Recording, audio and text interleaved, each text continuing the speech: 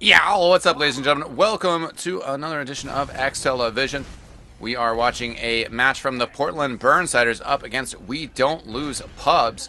This is on CP Sunshine, and, well, I am a Burnsider. I just switched over to playing Pocket in this match, and, well, we are going to see how it goes here. Burnsiders rolling out here and taking a little bit of positioning by their shed. They're going to take the Spire here. Pal's jumping over. I awkwardly jump up to Clock Tower, and we're putting pressure on the side here. You can see, though, the comm getting pushed back. They still have that soldier up top. Pal, though, going up top. He gets the kill on Sven, and we're continuing this pressure on their combo. Crumb all up in their face. Nebula getting a kill as well, as their combo is going to back up. So, successful mid-fight. We will take that as a good way to start this game off. Only lost the comm there. And, well, we are getting ready to push in here with Pals moving forward. I'm a little bit further behind, but we're just letting everything develop naturally here. Wait for the comm to come in and get a good, clean push into last. Communication has been a big thing that we're working on, and just really making sure that we know what each other are doing and what to expect from one another. So that's something that's kind of hidden in TF2, is it's very, very, very important part of the skill set to communicate and talk well. So we're going to push in through right side here. We're a little bit slow on this Uber charge, just really taking a little too much time there to get through that door. You can sort of see that when we called it, when we actually go through, there's probably a big gap on there. But we get the kill on Rave with Crumb pushing through. The bomb from Dub up above getting cleaning up Overheal. I'm standing on the point there, not able to finish off the capture. We are pushing in here. Nebula on the point. He gets killed, though. So slow to get in the gate. We got the kill on the medic, and then the soldier over here, Dub, getting some damage on us and tearing us up. So Red's going to be able to push out here and retake, getting that full wipe on us. That is an easy peasy push out. So we're like, okay, we need to chill out a little bit, catch our breath, reset, and we're going to post up here. I'm just watching through choke, kind of calling out what's happening there. I don't see anything. We called that there on Valley. This was almost a full week ago, so a little hazy on the details of some of the communication that was going on. But we're just waiting and getting our Uber charge ready to go. We're building and end up building at a pretty good pace. Another important aspect of communication is just like the non-verbal communication. Just getting everybody buffed up, and then, once myself, the Pocket, is all the way buffed up, I'm like, okay, well, you're buffing me, that means it's time to party. So we're just standing right here on choke, still trying to kind of make a decision here, but you can see sort of in our body language we're getting ready to go. Then we see that soldier over on Banana, and this is where we make the call. It's just like, okay, let's get in there, let's get that kill, and then let's make things happen. They're over on Valley, they're pushing in, so I rotate back over. We've taken so long to build the Uber charge that they decide to get aggro on us, and instead we have the comm push through on choke to get a back cap there. So really smart heads up call from them. We're just being like, okay, well, you guys can't really do that in this situation. So gets the kill there, gets the clean up there, and there was a soldier behind. Actually, looks like him and Pals traded. So I'm skipping forward on the left, just trying to get forward ASAP and sneak in on Sven here. Packing up a little bit, and just we've pressured him out for the good part. Sadly, my splash damage not shooting those stickies around, and we do get some kills here, cleaning up. It's kind of taking a little too long to get everything rolling on the point here. A little too long for sure, as we end up just kind of dropping everybody. That was real kind of slopodopolis. Not very good clean push in. Just didn't get the kills. I probably might have rushed that a little bit, just not having enough health and getting in too fast. And again, they're going to push out and take us. We maybe could have contested that a little bit earlier, but Pals rightfully finally is like, nah, dude, we're not going to give that for free. So we get out there. Pals ends up trading, but now we've kind of gotten them to commit here, which is fantastic. Crumb is behind on Spy. We're going to use Uber Charge here, though. And this is one of those situations where they got the capture, and in the end, they probably overcommitted resources if we'd pushed faster, I think. But, losing Crumb with Crumb being on Spy, not getting anything out of that, there's actually still not much of an opportunity for us to push here. So Maybe I take my words back about how that actually went down. So Nebulu pokes just a little bit under, just a hot second, sees what's going on. And we're just getting post up, ready to go. Let's take a peek at their defense real quick here. So they're preferring to stay back left over here. It's kind of, yeah, okay, easy for them to push out. Maybe easy for us to get in there and pressure an uber charge out of them if we knew that that's what, if they were just holding passively out there. Manskirt got separated, so that was like an easy pick. And now we got uber charge as well. So, like, ready to go without uber charge. Nice save by Overheal there on me. Snagging me with that uber flash. And we just get, somebody pushes back. Calm just goes back and says, okay, I'll just do what I did last round and capture the point while you guys are all fighting. So, pretty overconfident push out from them. I mean, confident, but maybe since they lost, that's why I feel safe calling that overconfident. Mainly getting Manskirt separated was the death kneel of that push. They did have a uber charge a little bit earlier to us, but we had it about the time that they got that out the door. So we'll see what happens here. I'm just jumping forward towards their Tetris, trying to take that turf. Pal jumps up to a clock tower, skips over, gets aggro on the medic. He ends up getting a lot of time there.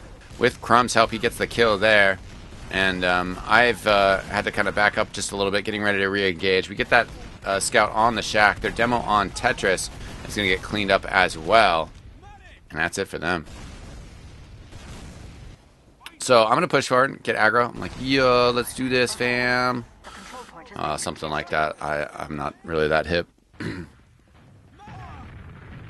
So we get the capture here, no problem. Up 1-0 right now. And we're building.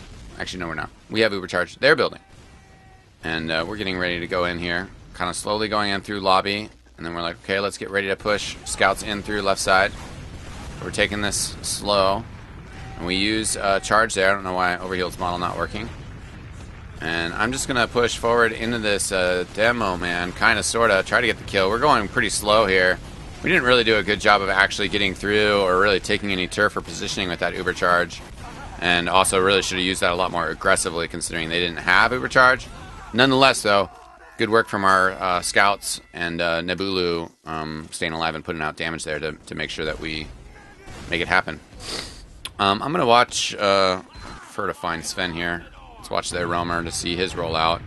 Oh, nice skip jump. He's got those pogos. Oh, dang, he is fast.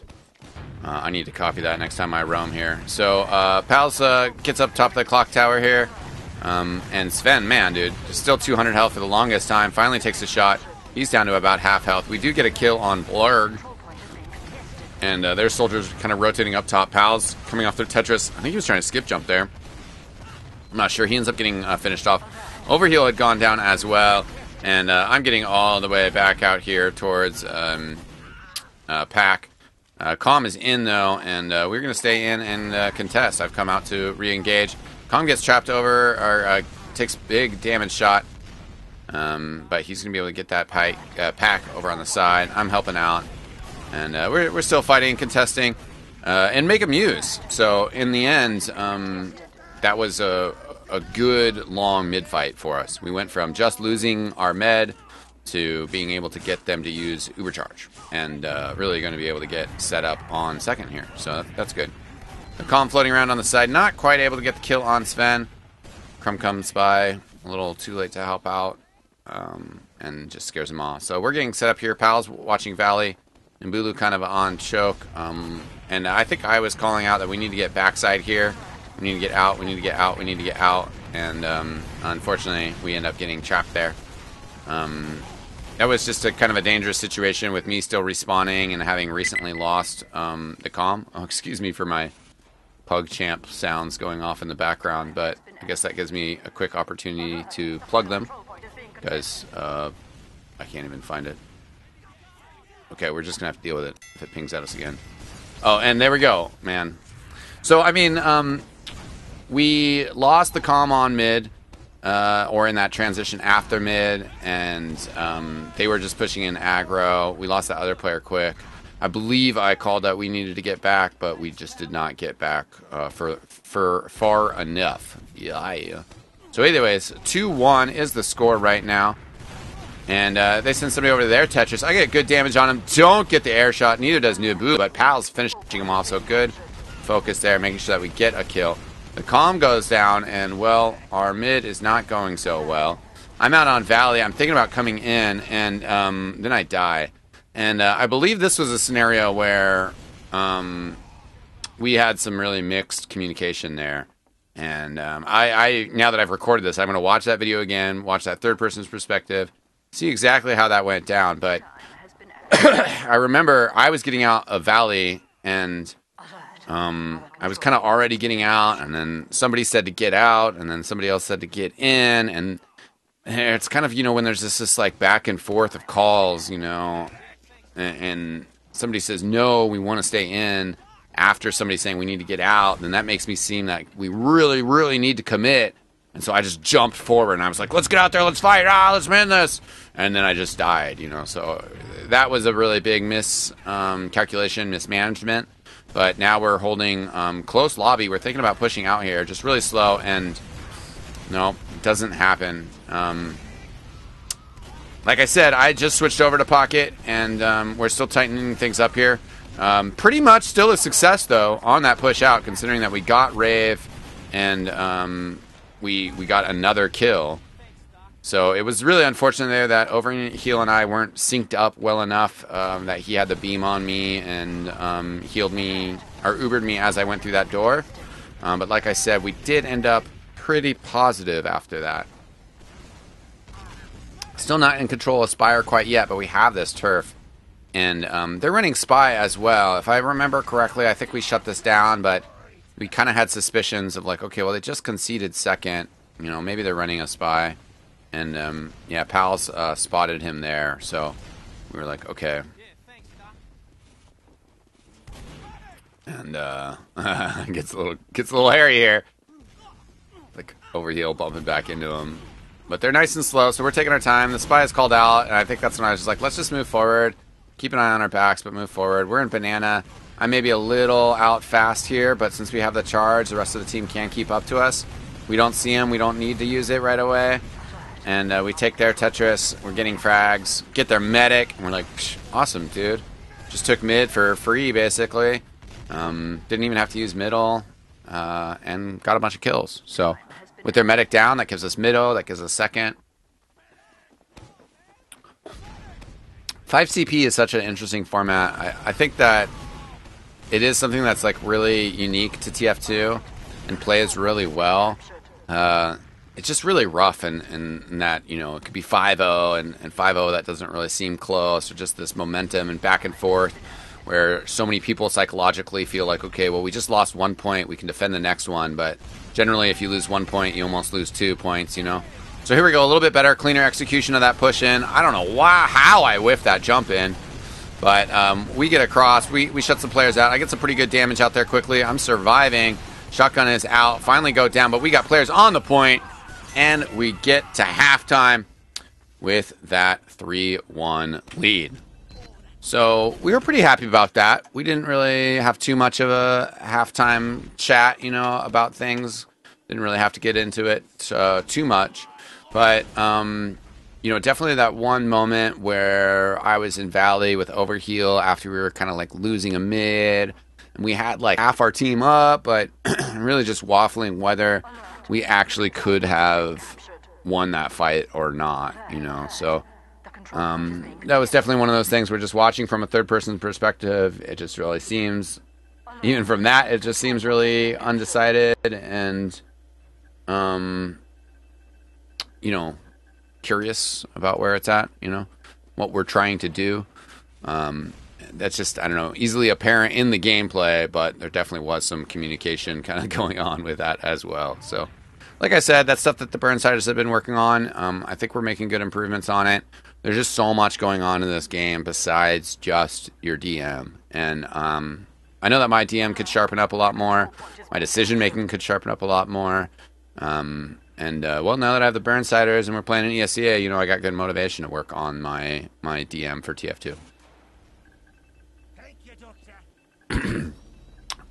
We are playing in RGL.GG as well. and have Upward as our next match for that. We're not really putting a lot of time into screaming or preparing for that league since it's pretty new and it's just kind of different. It's definitely a for fun league for us right now, but we're definitely enjoying it, and I think that it's a really strong format, and I have hopes that, you know, with its next season, that after it ran well this season, that it'll be able to attract a lot of players for next season. ESEA has been fun, though. You know, I'll be curious to see what the future of it holds, but it kind of is what it is. Not necessarily a lot of changes or whatever going on with it, but it still just offers like an insane level of competition for TF2. And I think, you know, ESEA Open just really shows how hard TF2 is as a game, because there's just still such a huge skill gap between here and Invite, you know, and the former intermediate division. So let's watch Sven's roll out again. He was fast the other time. It's a good skip jump again. Ooh, nice surfs, nice surfs. And doesn't go for the last pogo. Maybe he was going to go for some sort of wall jump there, but he still gets up towards Cafe side really quickly here. Switching to third person. And we respond, and we're like, okay, let's push him out of our Tetris. Come over the top there. Second soldier coming up top, though, gets huge work done. I get pushed out through Cafe, and we're like, okay, let's just back. Let's just back. And that was a good escape for us. We've had problems with our escapes from mid.